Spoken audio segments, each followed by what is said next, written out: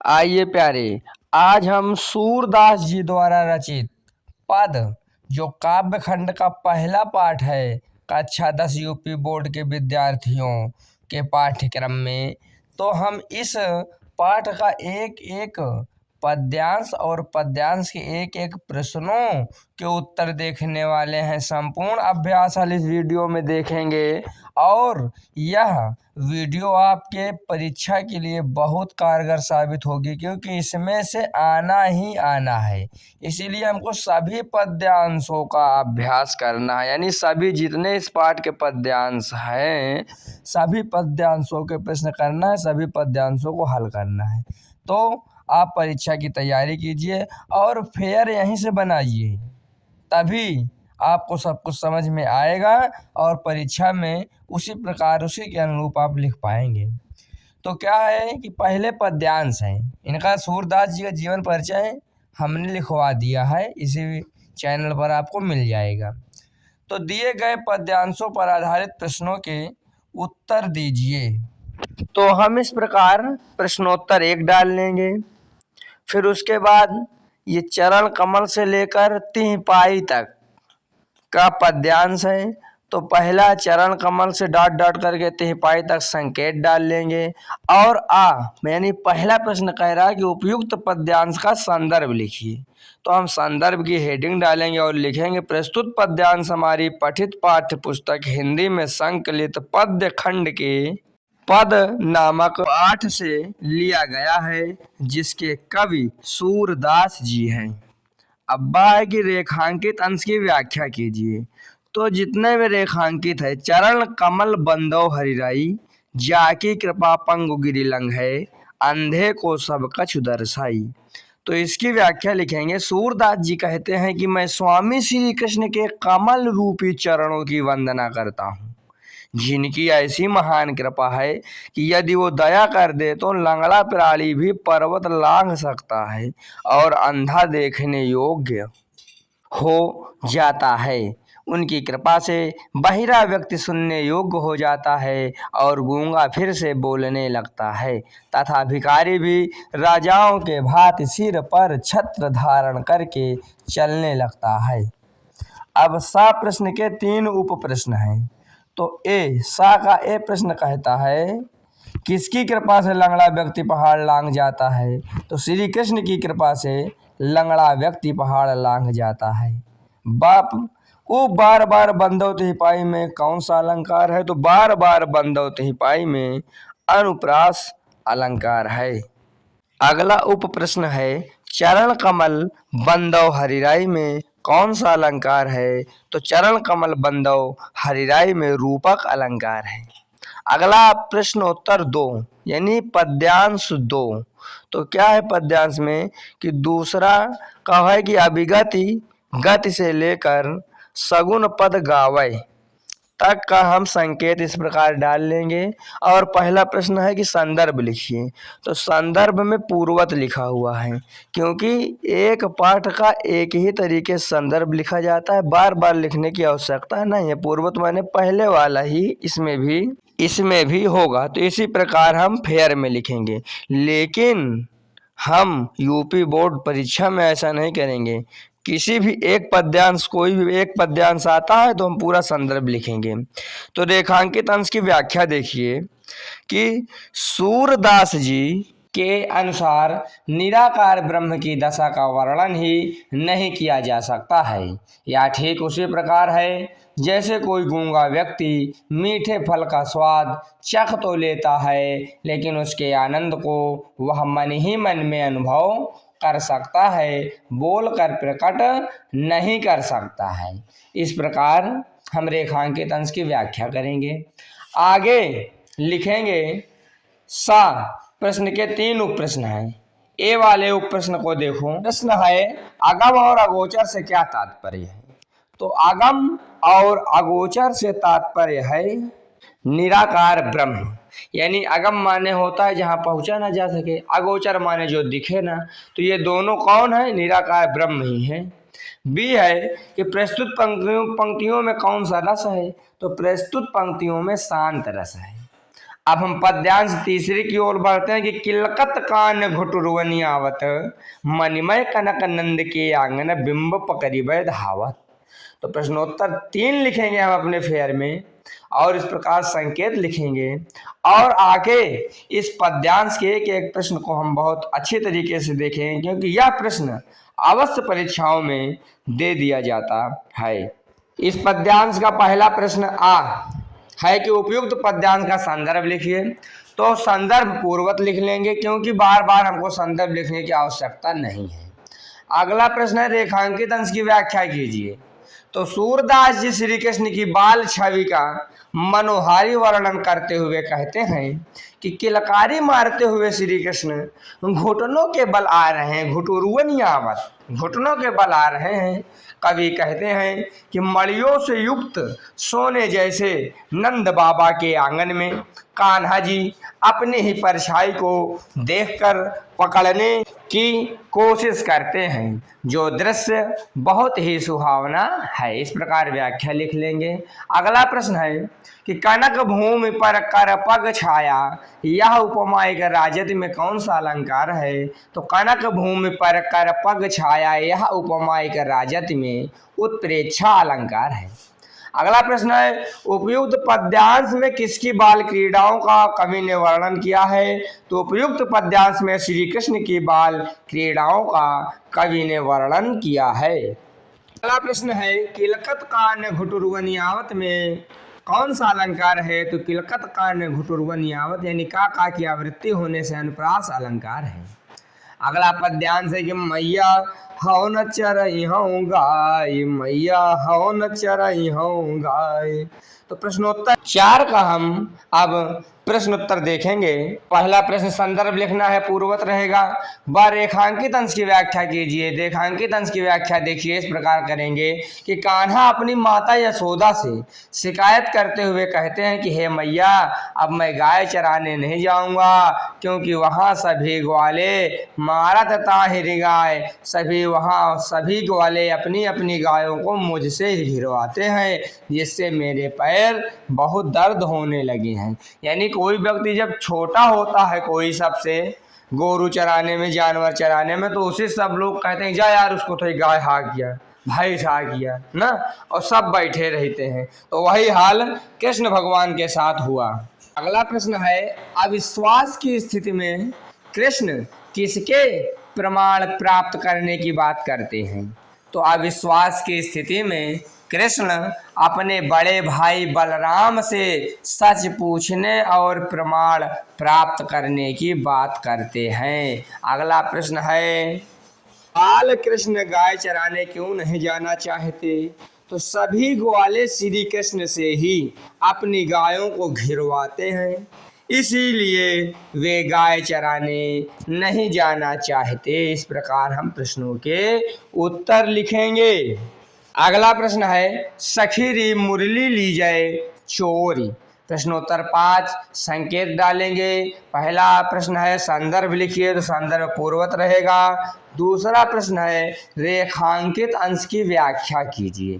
तो कितने में रेखांकित है? सखीरी मुरली लीजिए चोर, जिन गोपाल कीन्हे अपने बस, प्रीति सबन की तोरी। यानी अब सखियां योजना बनाती हैं मुरली के खिलाफ। तो इस प्रकार हम रेखांकित अंश की व्याख्या हेडिंग डालेंगे और लिखेंगे कि सूरदास जी के अनुसार एक सखी दूसरी सखी से कहती है कि श्री कृष्ण की मुरली को चुरा लिया जाए, क्योंकि इसने गोपाल श्री कृष्ण को पूरी तरह से अपने बस में कर लिया है। इसी मुरली ने हम सब के प्रेम को तोड़वाकर अपनी ओर कान्हा को मोहित कर लिया है।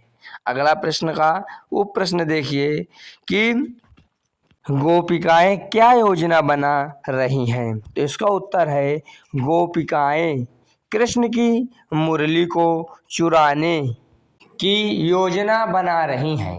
अगला प्रश्न है कि इस पद में कौन कौन सा अलंकार है? तो प्रस्तुत पद में अनुप्रास, पुनरुक्ति प्रकाश और रूपक अलंकार है। अगला 6वां पद्यांश देखेंगे कि उद्धव मोहि ब्रज बिसरत नाही। तो उद्धव जी से श्री कृष्ण भगवान जहाँ वृंदावन में है वहाँ कहते हैं मुझको ब्रज भुलाए नहीं भूलता उद्धव। तो इसका हम इस प्रकार संकेत लिखेंगे, प्रश्नोत्तर छा डालेंगे और इसके प्रश्नों के उत्तर को हम देखेंगे। पहला प्रश्न संदर्भ लिखने का है तो पूर्वत रहेगा, यानी एक ही संदर्भ पूरे पाठ का। अगला प्रश्न रेखांकित अंश की व्याख्या कीजिए, यानी उद्धव मोहि ब्रज बिसरत नाही की व्याख्या। तो कृष्णा मथुरा चले गए हैं लेकिन उन्हें ब्रज की यादें सता रही। वे उद्धव से अपनी मन की दशा कहते हुए बताते हैं कि हे उद्धव, बहुत कोशिश करने के बाद भी मुझको ब्रज भुलाए नहीं भूलता है। इतना ही व्याख्या कर लेंगे। हम आपको बिल्कुल उतना ही व्याख्या करवा रहे हैं जितना आप लिख कर और आसानी से समझ करके अपनी परीक्षा और फेयर को कंप्लीट कर सकें और परीक्षा में अच्छे नंबर ला सकें। तो बहुत ज़्यादा विस्तृत लिखने की आवश्यकता हमको नहीं होती है। अगला प्रश्न है कि उपयुक्त पंक्तियों में किस समय का वर्णन है। तो इन पंक्तियों में उस समय का वर्णन है जब कृष्ण मथुरा चले गए हैं और अपने मित्र उद्धव को ब्रज की यादों के बारे में बता रहे हैं। अगला प्रश्न उप प्रश्न है कि प्रस्तुत पद में कौन सा रस है। तो प्रस्तुत पद में श्रृंगार यानी वियोग रस है, बिछड़ने का भाव है। अगला प्रश्न है कि श्री कृष्ण को ब्रज क्यों नहीं भूलता है। तो ब्रज की अटूट स्मृतियों और वहां से अटूट प्रेम की वजह से श्री कृष्ण को ब्रज भुलाए नहीं भूलता है। अगला पद्यांश देखेंगे 7वां कि निर्गुण कौन देश को बासी, मधुकर कहि समुझाई, सौह दे बूझत साच न हासी। तो इसका संदर्भ पूर्वत ही रहेगा। दूसरा प्रश्न रेखांकित अंश की व्याख्या कीजिए। तो रेखांकित अंश की व्याख्या हेडिंग डालेंगे और लिखना प्रारंभ कर देंगे कि गोपियाँ उद्धव जी से निर्गुण ब्रह्म के स्वरूप के बारे में पूछती हैं और कहती हैं कि हे उद्धव, हम तुमसे हंसी मजाक नहीं कह रही हैं, तुमको हमारी कसम है, सही सही बताओ कि निर्गुण ब्रह्म का निवास स्थान कहाँ है, अर्थात यह किस देश में रहता है। अगले प्रश्न का उप प्रश्न है ए उप प्रश्न देखेंगे कि पद्यांश में मधुकर शब्द किसके लिए प्रयुक्त है। तो पद्यांश में मधुकर शब्द उद्धव के लिए प्रयुक्त हुआ है। अगला उप प्रश्न है कि निर्गुण ब्रह्म के वर्णन में क्या कठिनाई व्यक्त की है कवि ने।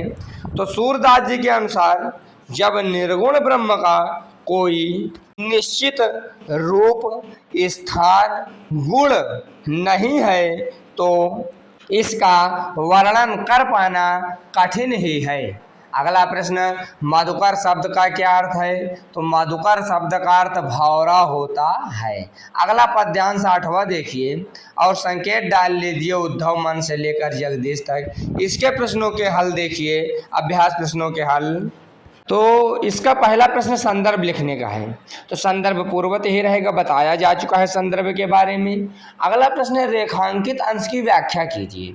तो रेखांकित अंश की व्याख्या हम हेडिंग डालेंगे और लिखेंगे कि गोपियाँ उद्धव जी से कहती हैं कि हे उद्धव, हमारे पास कोई 10-20 मन नहीं है, हमारे पास तो एक ही मन था और वह भी श्री कृष्ण के साथ ही मथुरा चला गया है।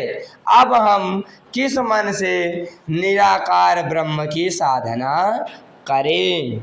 अगला प्रश्न का उप प्रश्न देखिए कि इंद्री शिथिल भई केशव बिनु, ज्यों देहि बिनु शीस। उपयुक्त पंक्ति में प्रयुक्त अलंकार का नाम लिखिए। तो उपयुक्त पंक्ति में रूपक अलंकार है।